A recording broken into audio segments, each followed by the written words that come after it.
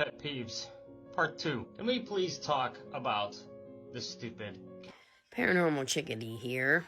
I'm gonna be cutting in and out because I'm in the dark. I agree with you to some extent, and I've actually been doing this well over a decade.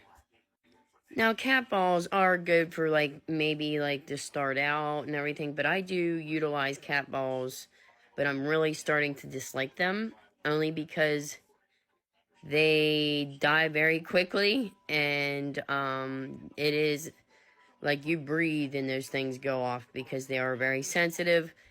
That the best way to utilize those is far enough away where you are not going to be touching them or going to cause any vibrations to the area. um I do set them up on my bed, and I make sure that I don't move them. Like, I'll bounce around and making sure that I'm not setting them off. And if I do, I call it out. Like, oh, I must have set them off. I like to set them around things that, say for example, a spirit likes to manipulate. A spirit, there's a certain spirit named Jeff that loves to manipulate my light, and I will set up a cat ball around it just to see if he hits it before he turns my light out. But I am starting to dislike them more and more. I do have a lot of money into my equipment, and I was lucky enough to have a couple of nice creators actually gift me some really nice equipment, like a new REM pod. I don't like the original REM pod only because it seems to go off fairly easy. I actually got a different one that gets better reviews and almost never goes off, and it does work. But when it goes off, it scares crap out of me because that means I know for certain that something's in the area. I just utilize cat balls when, just around certain objects where if a spirit's going to manipulate something, at least it's going to be there to back it up, like something's over there. Like I just gave the example of a spirit, like in loving manipulating my light. The one that shines on me during my live streams, and every so often that cat ball will go off right by that light. Now, I'm sure there needs to be some sort of other equipment that's similar to a cat ball, but not so sensitive to go off. But I understand why some paranormal investigators utilize these, and it's not just amateurs.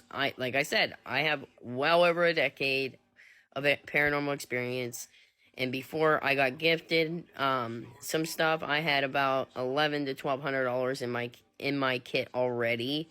And that was over time because I couldn't afford half the shit. So, but yeah, I have like a Mel meter, I have a K2, I have actually two K2s. One's more sensitive and gets below a milligauss. It gets down to a decimal.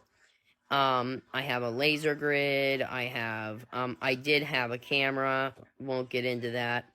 But, I did have a camera that had an IR light. Like, I had everything, and I wasn't utilizing the other camera, so I decided to get rid of it. But anyways, I have about, if you added everything up now, including the gifts that I have, yeah, there's a lot of money wrapped up in it, with or without the gifts. But it did take a long time for me to build up my kit. So, but cat balls, I think they are underappreciated sometimes, but sometimes they aren't, because there are a lot of reasons why I dislike them. Um, I just, I understand if amateurs are using them, but I've seen seasoned investigators using them as well. I have a friend that's been doing investigations for about 25 years, and he utilizes them.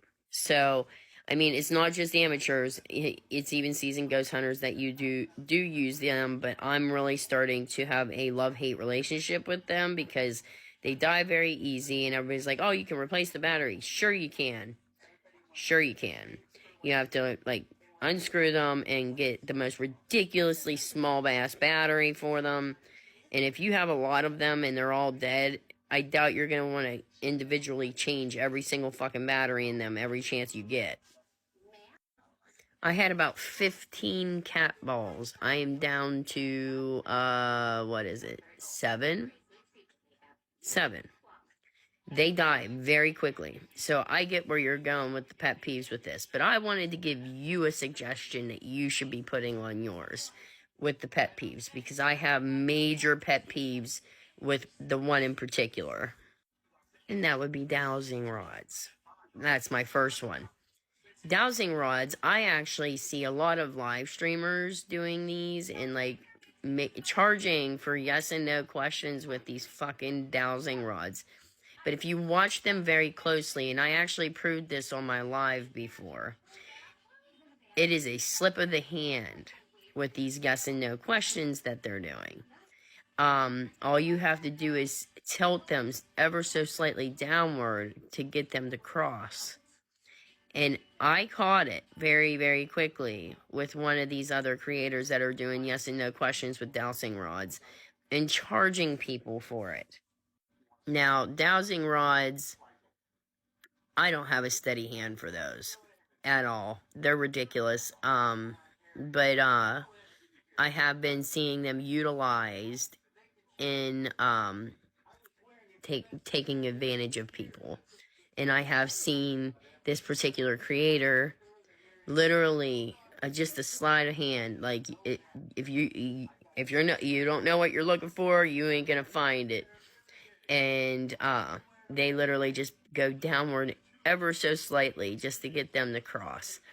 And I think you should look into that. There is a creator on here that uses fucking dowsing rods, and I hate it.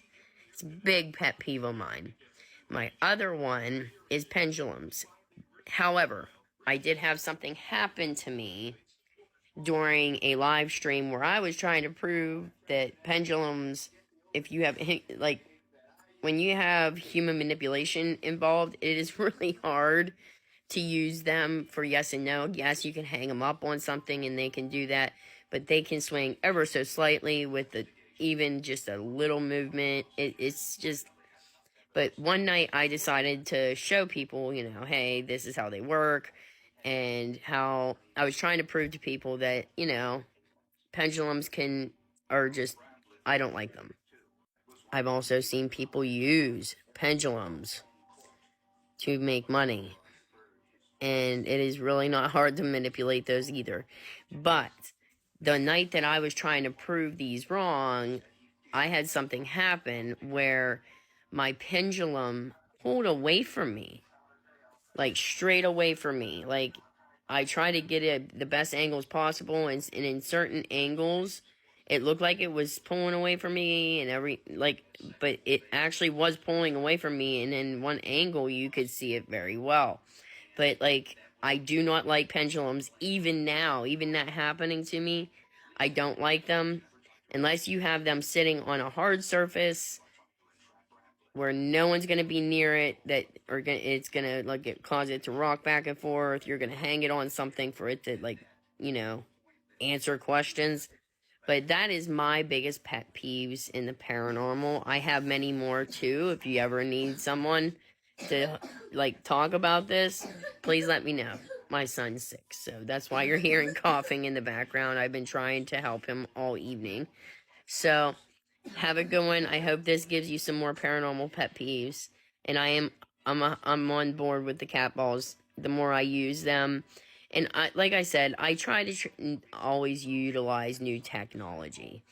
And everybody's like, "Oh, try the cat balls." So I've been doing the cat balls for about a year or two, and yes, in certain cases, I had mine almost nested in fabric, and it should not have moved whatsoever, and it just started going off, and there was nothing moving, no one moving. It was just me in the bedroom, and it was just going off. I still have it set in a certain area where it should not go off at all, and almost never goes off. So yeah, I hope this helps add to your pet peeves. It certainly adds to mine. Have a good night.